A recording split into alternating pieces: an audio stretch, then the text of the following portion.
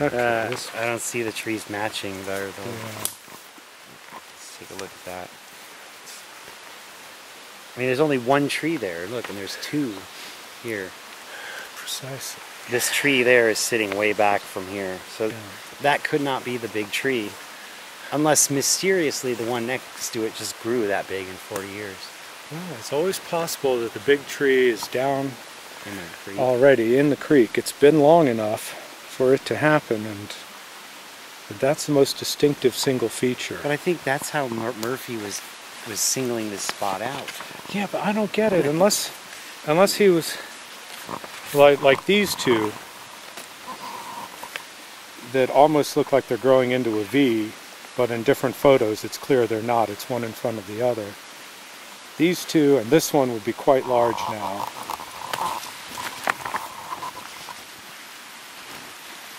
But those look just like your average everyday firs, like Right. This one, if it was still around, would clearly be the largest in the area. But if Murphy's right, then the big tree would be one of those that fell down over there. Yeah, it would have to be. This would all be covered in a sandbar, and the angular view of the approach of the guys on the horseback in the filming would have come through here, this way. So you just have to imagine more sand downstream, not so much necessarily up that hill. So he's taking the film and turning it this way. But even then, it's hard to imagine the sandbar being that big and the creek moving way over there.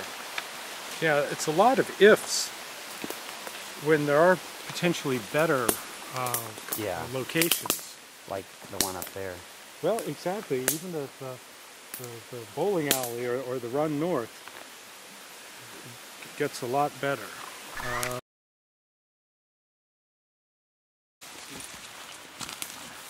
The big tree would have to be back there somewhere. Or up around the bend.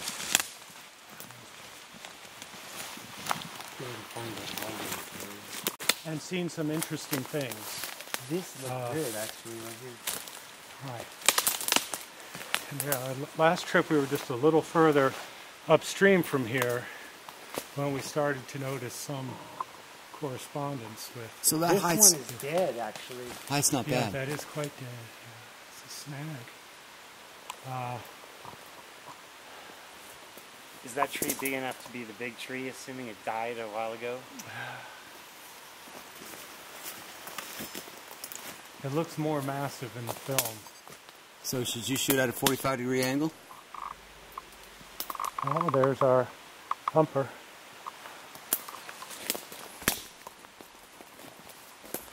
Oh, I think I see the alder that tipped over. See it over there? Yeah. Yeah. Yeah, well, we were here. There's that Exactly sand, here. I think, on the bottom of that one.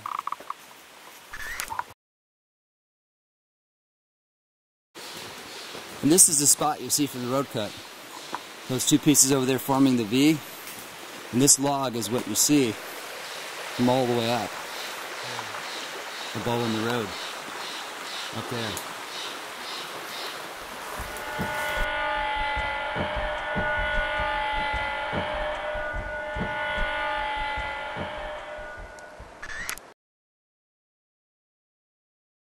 In the Bigfoot at Bluff Creek, there's a mark on the topo map which corresponds to somewhere right in this section, and that supposedly comes from DeHinden's work. But I don't know if he published that directly in his book So, back in the 70s. so that's the one that Daniel Perez has in this. Yes, yes, he credits DeHinden with the location he shows. With the X, On which his is, map. and the X is farther upriver. I believe if it's further upriver, we're only talking about hundreds of feet, not yards or meters or even a quarter of a mile. It's right in this section. And the flow of the creek isn't quite as dramatic now as you walk this area as it is on the topo map. So it's hard to keep the bearings. I think we gave you some good video of this on the last trip up here, because I've already packed the map away. Oh, no problem. Yes, yes. This Well, is is this where you saw Daniel Perez walking around? No, He was on down my there. visit, but he had already been here over a day, Yeah. or about a day. But no, they didn't come up We're this wondering, far. does Renee Hinden's X signify where the film started, or the middle of the film, or what, you know? Or considering the time period, the maps available, the GPS was still over 20 years away. Yeah. It would be a level of precision that would be completely acceptable to get you into the area. Yeah, Where you somewhere would, here. yes, you would see the general site. But now we've got so many Google Earth armchair investigators.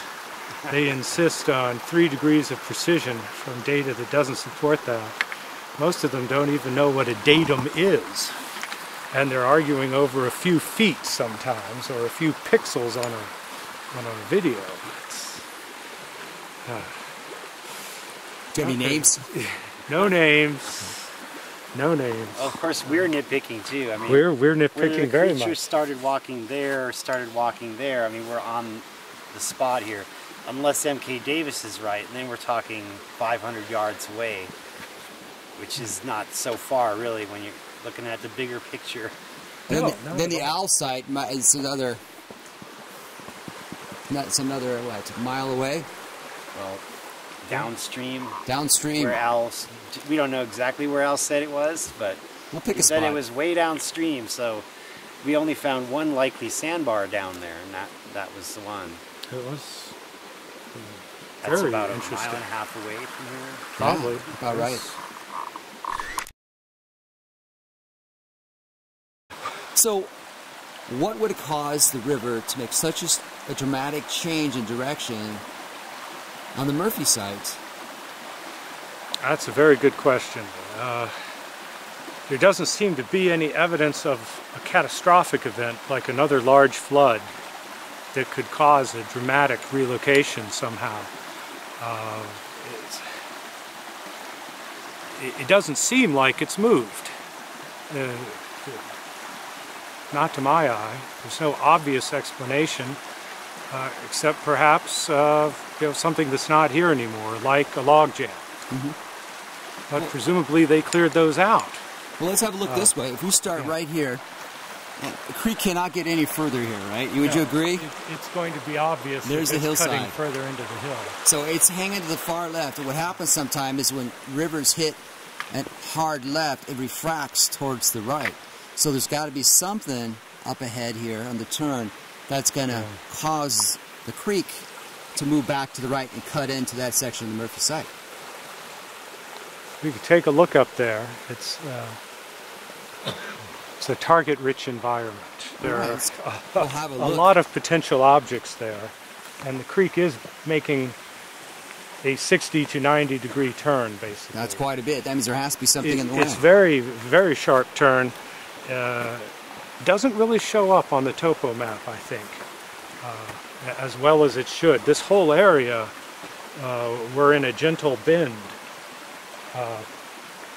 from basically east-west to basically north-south. And it's hard to get your orientation in here, just eyeballing it.